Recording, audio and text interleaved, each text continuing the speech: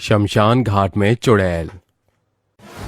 आज मलखा गांव में दुख का माहौल था। चारों ओर रोना पीटना लगा हुआ था। तभी मोहन छाती पीटते हुए कहता है, हाय हाय हाय हाय, अरे सरला तू हमको काहे तरह छोड़ गई री। अरे तोहरे बिना हम कैसन जिए।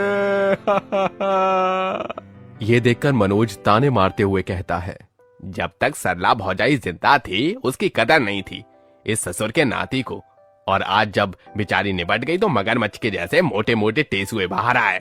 अचानक एक विचित्र औरत जिसके मैले खुले बाल, गंदा शरीर, काली साड़ी पहनी हुई शव के पास आकर कहती है, अगर मुर्दे के मातम का कार्यक्रम समाप्त हो गया हो तो शव को शमशान घाट में ले आइए, तब तक मैं क्रियाक्रम का प्रबंध करती हूँ।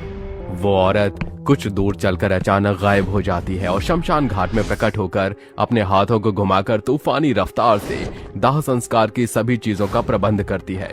तभी शमशान घाट के दरवाजे से अंदर आवाज आती है, राम नाम सत्य है, राम नाम सत्य है। लाश को चिता पर लेटा दो और इस मटके को लेकर लाश के साथ चक्कर काटकर इसे जमीन पर गिराना है। 7 जन्म साथ निभाने का कसम खाकर आधी उम्र में ही रिटायर हो गई। अरे मोहन भाई, संभालो खुद को, तुम्हारे गला फाड़े से भौजाई चिता पर से उठ नहीं जाएगी। अंतिम संस्कार होने के बाद मोहन कहता है, ये किया कर्म की भेंट।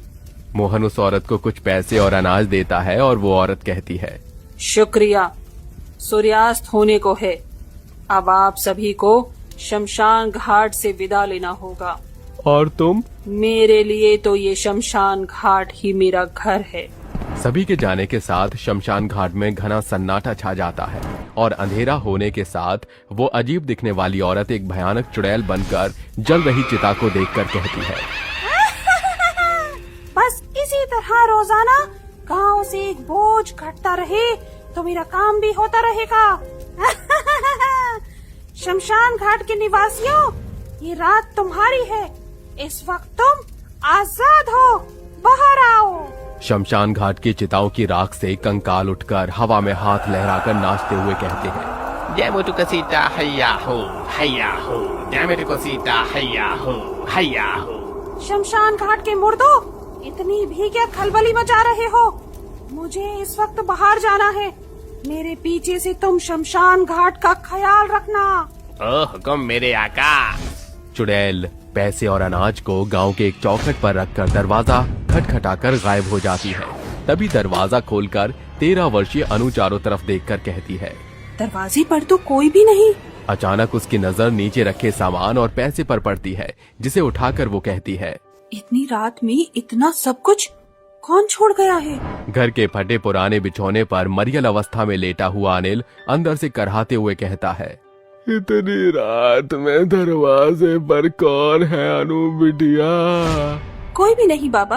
अनु चावल दाल से खिचड़ी पकाकर अपने बीमार पिता को खिलाकर कहती है, पता नहीं वो भला इंसान कौन था जिसने दरवाजे पर सामान रखा था। अनु की आंखों में आंसू की बौछार बहने लगी थी। तभी उसकी नजर खिड़की पर खड़ी औरत पर पड़ती है और वो कहती है, कौन हो तुम? मुझे अपना शुभ चिंतक समझो। ये बोलकर वो औरत गायब होकर शमशान घाट में चुड़ैल बनकर प्रकट होती है और पूरी रात शमशान घाट को साफ सुथरा करती है और भोर होते चुड़ैल औरत में बदलकर गांव में चल रहे एक शोक सभा में आकर कहती है, जल्दी से लाश को शमशान घाट ले चलिए। आज मुझे और भी कई लोगों की चिताएं जलानी है। अरे गोलू आके पापा, हमको भी अपने साथ ले चलो। लिट्टी चोखा खाना कितना पसंद था, बिना लिट्टी चोखा खाए चल बसे। आए हाय। अंतिम संस्कार करने पर उसको 13 भांति के अन्न, कपड़े, ढेरों पैसे मिलते हैं, जिन्हें लेकर चुड़ैल रात में उसी दरवाजे पर छोड़कर जाने लगती है कि अनु उसे रोकते हुए कहती है, रुक जाओ, कौन हो तुम? क्यों कर रही हो तुम हमारी मदद? मुझे अपना करीबी समझो। चुड़ैल कमजोर पड़कर अपने असली रूप में आ जाती है और उसकी आंखों से खून बहने लगता है, जिसे देख अनु कहती है, माँ, मेरा दिल कह रहा था कि ये आपकी ही आत्मा है। इतने दिन कहाँ थी आप? मैंने और बाबा ने हर दिन आपकी राह देखी थी। बताती हूँ मेरी बच्ची। मलखा गांव में रहने वाली रीमा अपनी बेटी अनु और पति अनिल के साथ रहती थी। बहुत साल पहले ही अनिल को गंभीर बीमारी ने जकड़ लिया और उसने हमेशा के लिए बिस्तर पकड़ लिया, जिसके बाद घर में कमाई का जरिया सिर्फ रीमा थी। वो भोर को उठकर फूलों की बगिया से फूल तोड़ कर लाती और उनके गुच्छे बनाकर बेचा करती। आज रीमा जाते हुए कहती है, अनु बिटिया, पिताजी का ख्याल रखना, मैं चलती हूँ, जल्दी आना माँ। रीमा फूलों के गुलदस्ते लेकर ट्रैफिक भरे सड़क के बीचों बीच आवाज लगाकर कहती है, फूल ले लो, ताजे ताजे सुंदर फूल ले लो साहब, फूल ले लो, 10 का 1 है। कोई भी उसके फूलों को नहीं खरीदता तो वो निराश मन से सड़क पार करने को होती है कि तभी एक क्रेन उसे कुचलकर तेजी से रवाना हो जाती है और घंटों उसकी लाश सड़क के चौराहे पर पड़ी रहती है। रात होने पर उसकी आत्मा चुड़ैल बनकर शरीर से बाहर निकलकर कहती है, नहीं नहीं, क्या सच में मैं मर गई हूँ? मुझे फौरन घर पहुँचना होगा।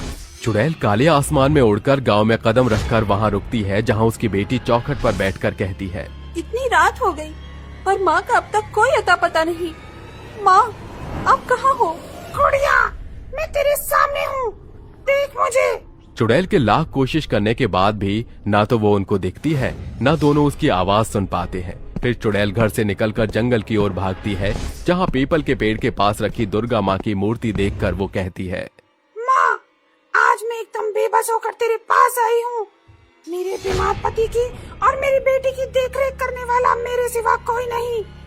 मुझे शक्ति दे ताकि मैं उनकी मदद करूँ। अचानक मूर्ति के अंदर से एक रोशनी चुड़ैल पर पड़ने के साथ एक भविष्यवाणी होती है, मृत्यु को प्राप्त होने के बाद भी परिवार के प्रति तुम्हारी चिंता देखकर मैं तुमसे बहुत प्रसन्न हुई हूँ। इसलिए आज मैं जगत जननी तुम्हें एक नया इंसानी रूप दे रही हूँ।